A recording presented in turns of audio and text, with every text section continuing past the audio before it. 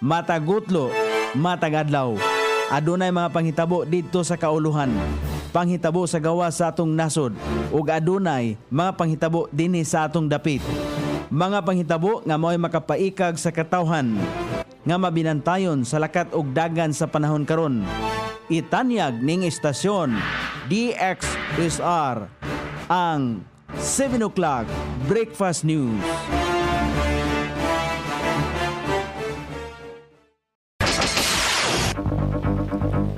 Igala, kumusta? May buntag Iligan, may buntag Mindanao, may buntag Pilipinas.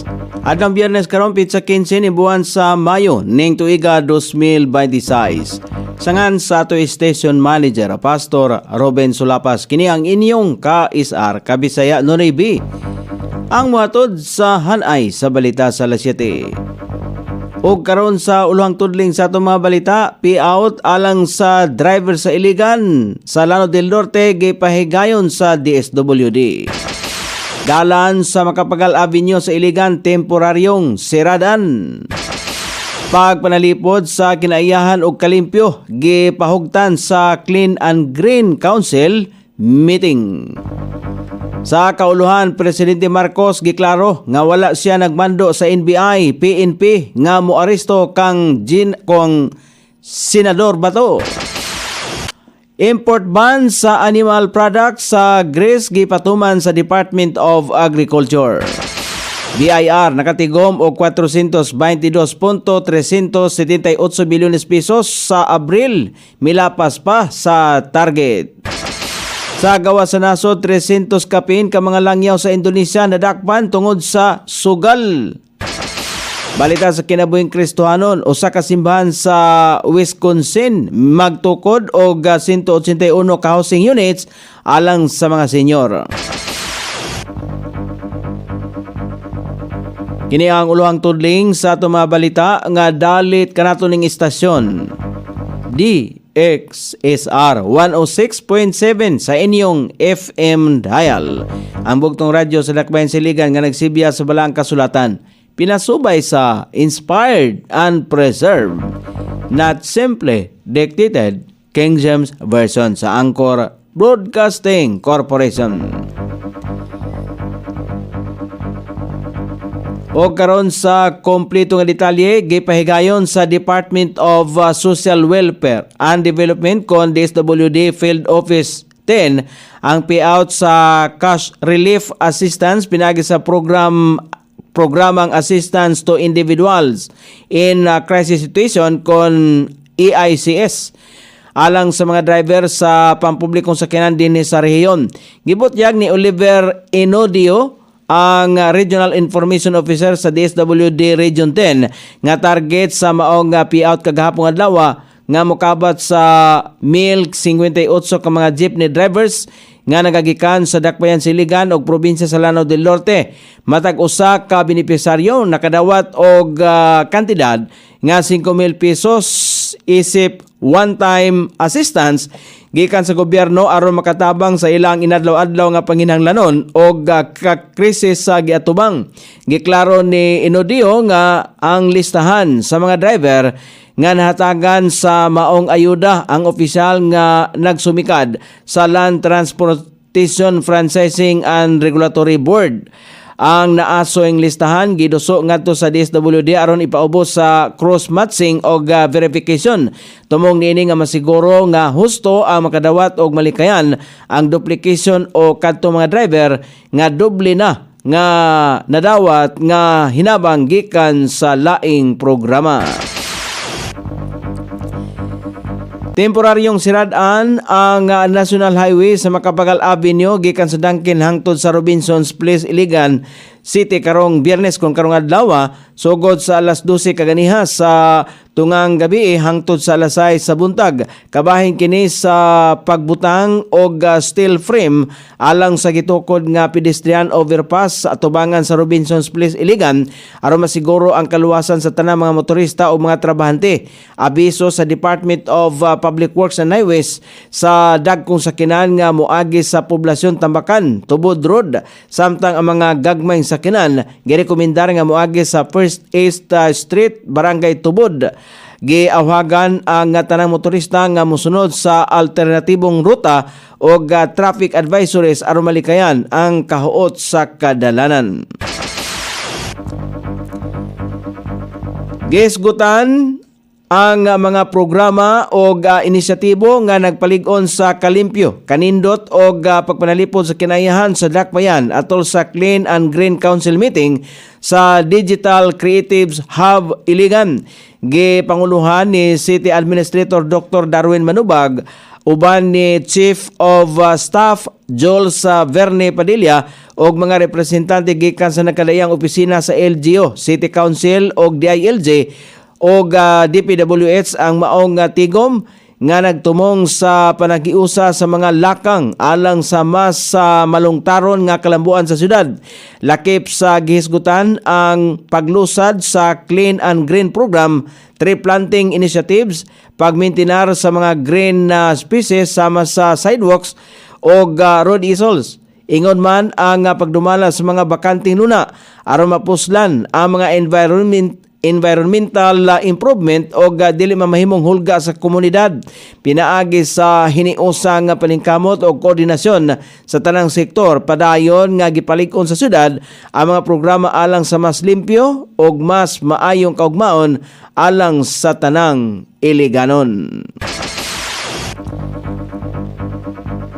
Balita sa kauluhan, giklaro ni Presidente Ferdinand Marcos Jr. nga wala siya naghatag sa bisan unsang kamanduan sa Philippine National Police o sa National Bureau of Investigation sa pag-serve og warrant of arrest gikan sa International Criminal Court batok ang Senador Ronald Bato de la Rosa.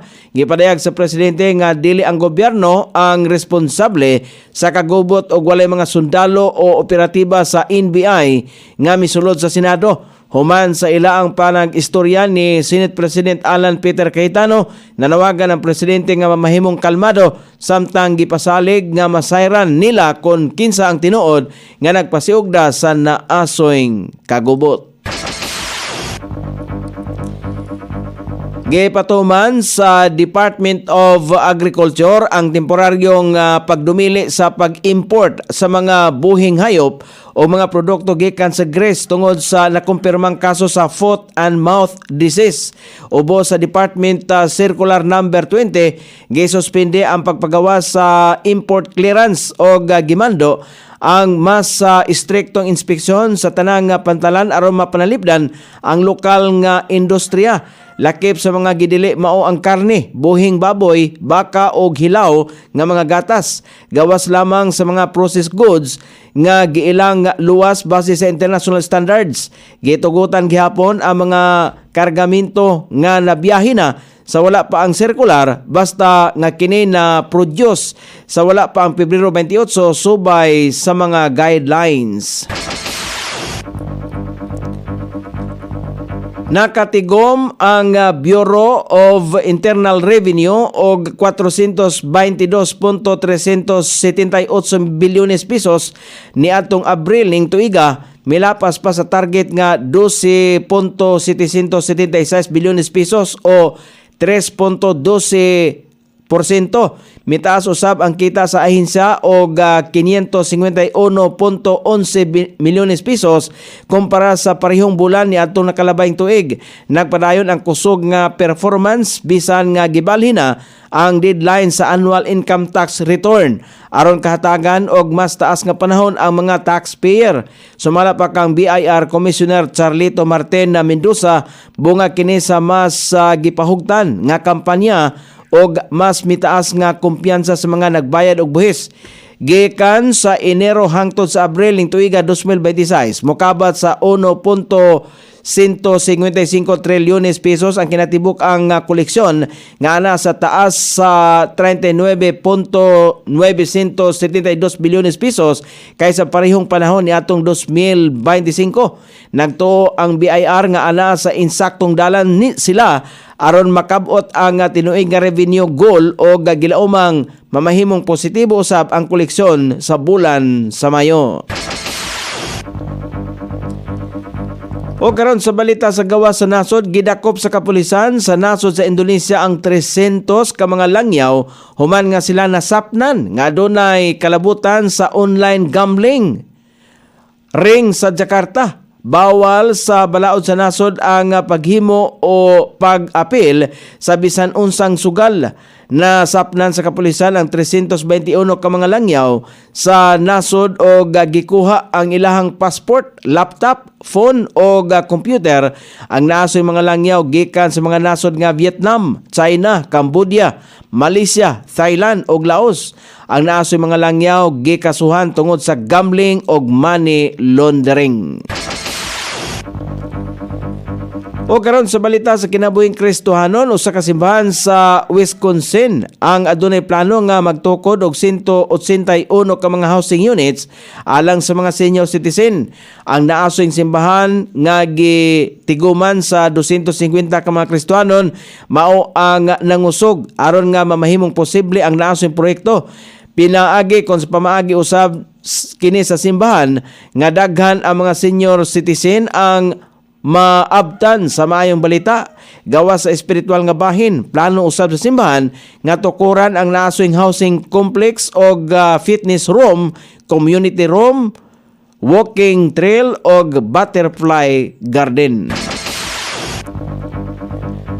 O karon sa lakat sa panahon, ang tibok bahin sa Pilipinas makabaton og kainit sa panahon.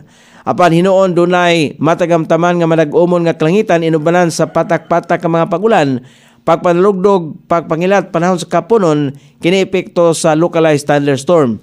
Sukod sa temperatura, dinhi sa dakbayan Siligan ang kabugnawon ana sa 27 ug ang kainiton mosangko sa 35 degrees sentigrado. Ang adlaw misilang kagana sa alas 5:28 ug mosahop unya sa alas 6:17 sa sayong takna sa kagabihon.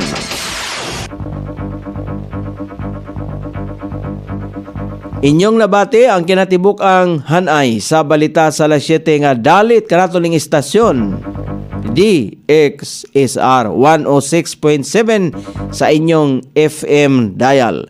Ang bugtong radyo sa Dakbayan Siligan nga nagsibya sa Balangka Sulatan. Pinasubay sa Inspired and Preserved, not simply dictated King James Version sa Anchor Broadcasting Corporation.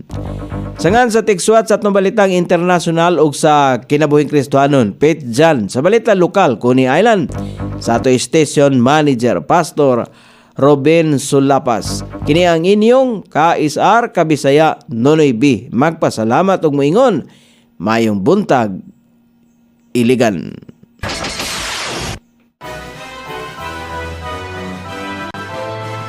Inyong nabati ang 7 o'clock breakfast news hangtod na usab og mga adlaw sa samang takna o sa samang istasyon.